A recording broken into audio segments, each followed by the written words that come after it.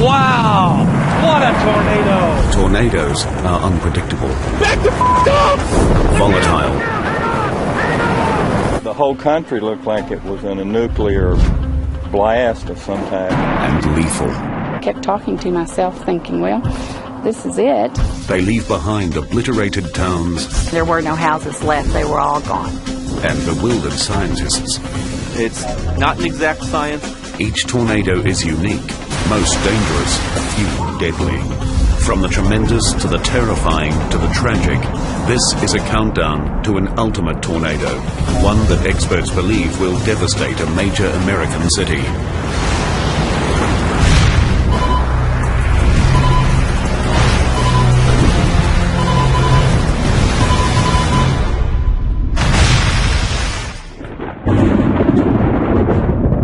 The most ominous tornado warning comes when an apocalyptic-like darkness fills the sky. These clouds are precursors to a powerful storm, a supercell.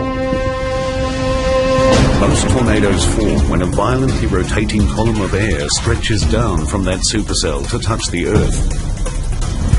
Surprisingly, relatively little is known about these giant killers.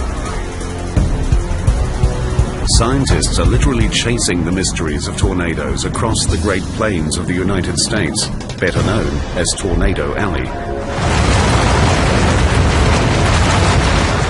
More than 400 tornadoes threaten to wreak a path of destruction here every year, far more than any other place in the world.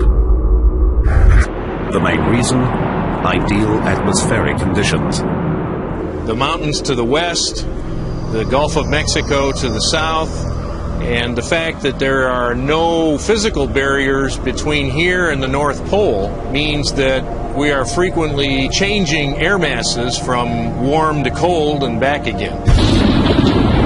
Tornadoes are measured using the F scale, F for Dr. Theodore Fujita, who classified tornado strength by estimating wind speed based on devastation.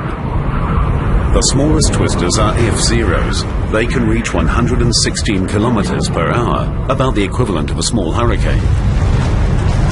At the other end of the scale are F5s, whose winds reach speeds of up to 512 kilometers per hour. Back up! Back up! Keep going, keep going, keep going! The tornadoes profiled here rise up the Fujita scale from an F2 that rips the roof off a house. Did you see that? To an F5 that lays waste to an entire neighborhood. It's all leading up to an ultimate tornado, one that some scientists fear will ravage a primary city.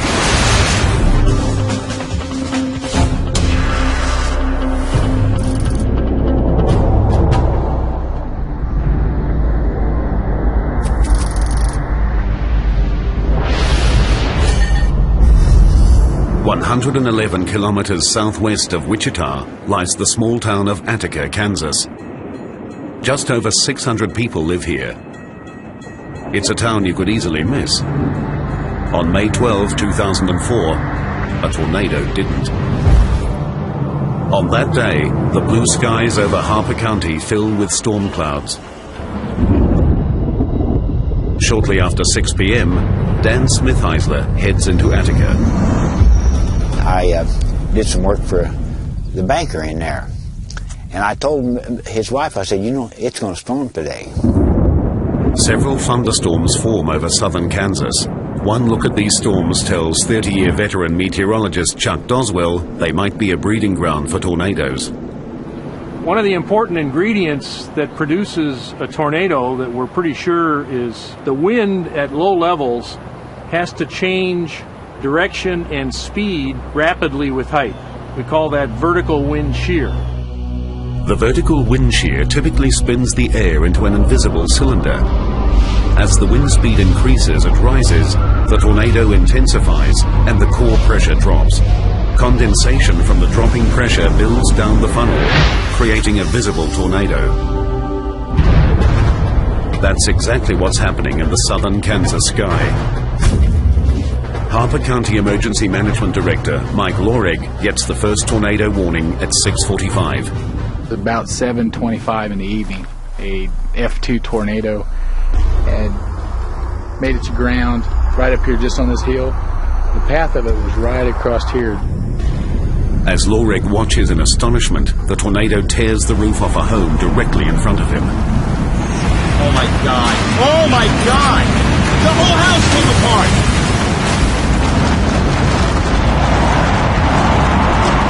This act of violence is just one of many. The angry skies over Kansas are far from finished. Storm chasers tracking the Kansas supercell relay information to meteorologists using mobile Doppler radar. They report the tornado's wind speed, location, and one other startling fact: the storm is producing multiple tornadoes. It can be a very dangerous situation because often people will be looking at the main tornado and feeling that as long as they're far enough away or they've taken cover that they should be completely safe. Her team and others report seeing 16 tornadoes. They vary significantly in size and power. The biggest is an F4, roughly 160 kilometers per hour faster and with corresponding wind force about 3 times larger than an F2. The F4 heads straight for Dan and Donna Smith-Heisler's home. I was listening to the radio and the TV, and they had it exactly pinpointed. They knew exactly where it was at. Knowing a tornado's path gives potential victims an average of 12 minutes warning, enough time to save their lives. The Smith-Heislers get the warning, but Dan ignores it. Mesmerized by the golf ball-sized hail that often precedes a tornado, he refuses to join his wife down in the basement. That scared me, and so I started screaming at him to get down, and the dog would not come down. He said, well, Sugar won't come. And she was going in the door, out the door, in the door. Dogs are smart. They know. So when I screamed at Sugar, then she came down. He came down. The tornado batters Dan and Donna's home with winds estimated at more than 322 kilometers per hour. And that's when I got hit on the head with cement or something, you know. I can still hear myself groan. All of a sudden, you're just going to, like, go with it. And that's where I was when he said, we're not going to make it. And that woke me up. And I said, oh, yes, we are, too, you know. And you pray really hard. The savage winds rip unrelentingly over the Smith-Heislers' home.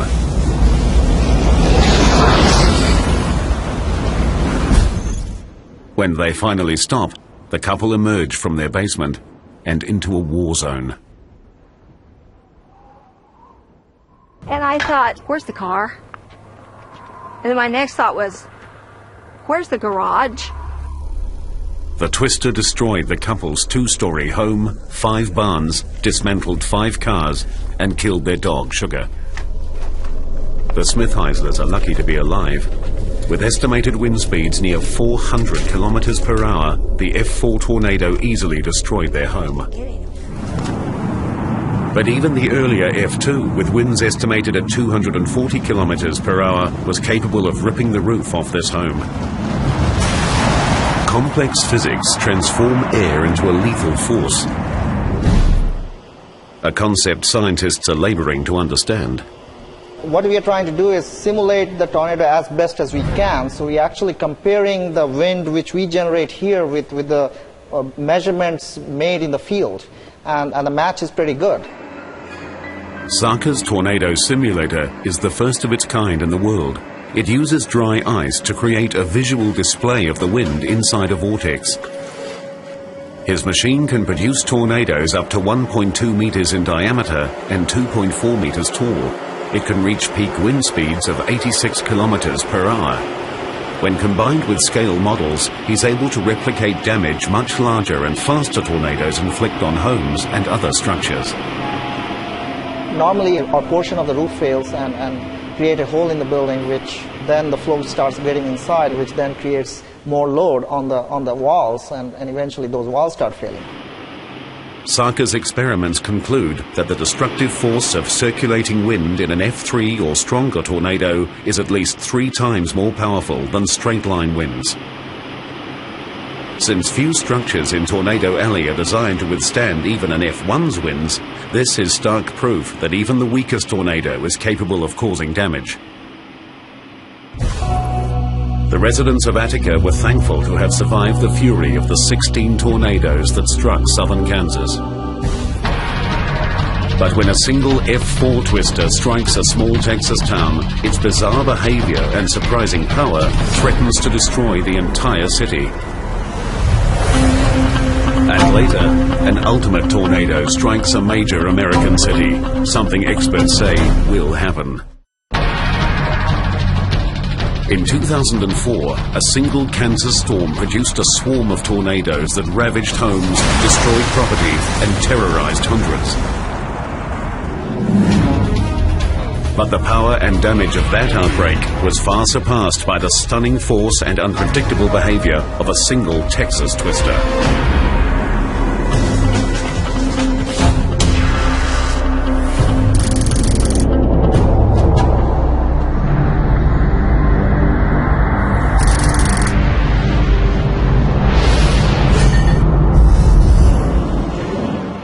Pampa, Texas has had its share of luck. The town has prospered since oil was discovered here in 1921. Today, 17,000 residents work the hard soil, farming, ranching, and refining oil. But the town's location in the Texas Panhandle is also its biggest flaw. This is tornado country. On the afternoon of June 8, 1995, Pampa's luck ran out. Randy Stubblefield is a lifelong resident of Pampa. In his 2 years as sheriff, he's seen his share of violence, but nothing compares to what he's about to confront. About 4 o'clock in the afternoon, we received a call that there was a large tornado was building on the south side of the Amarillo Highway, just about 1.5 miles from where we're standing now. Stubblefield grabs his camcorder and rushes towards the twister. I watched it building on the farmland on the north side of the railroad tracks, and it just started building, getting bigger and bigger. Meteorologist Chuck Doswell is also chasing and filming the Pampa tornado. The evolution of the Pampa tornado with respect to the parent thunderstorm was very unusual in my experience. I've never seen anything quite like it. What Doswell sees is remarkable. The tornado is almost standing still. Impossible to tell what's going on in there. Then, suddenly, the tornado makes a sharp right turn. This odd behavior stuns Doswell. Tornadoes move in a particular direction because they're tied to the storm that's producing them.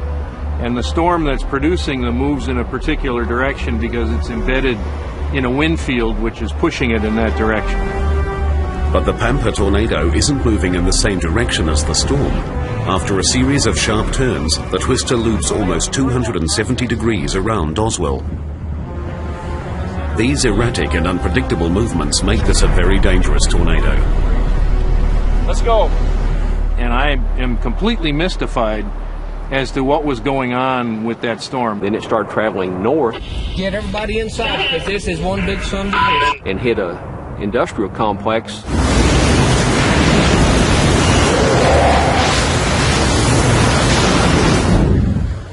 Belinda Waldrop works in that complex with her father. She isn't listening to the news.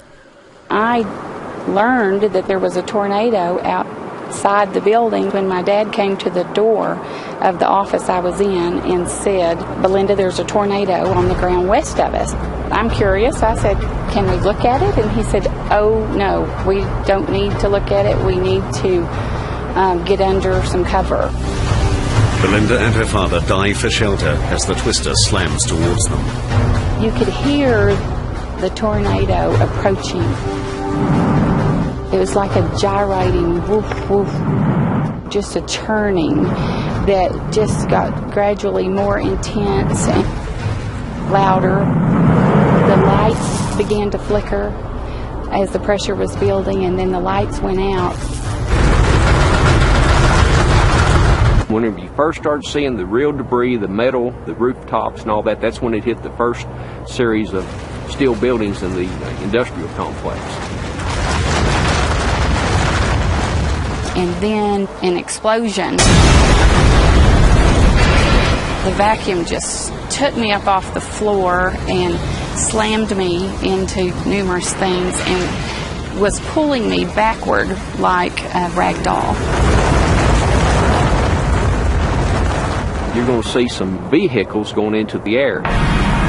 Transport trailers and truck combination. Now these units weigh probably 22,000 pounds empty. These were sucked up and in the tornado and were going around and around.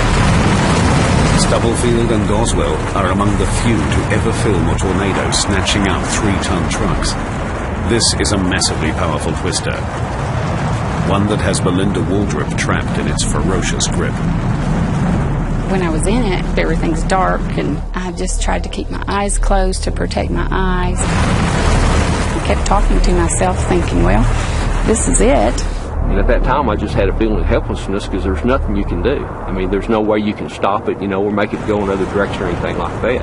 And it was just a sick feeling. They had dropped me out here into the parking lot and just dropped me on my back, and I could see the cloud and the tornado. It looked like a white ghost just going up and taking off.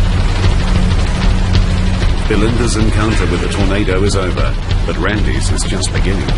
But when I realized that he was going to go into the city of Pampa, Stubblefield jumps back into his car and races down the road, directly into the path of the tornado.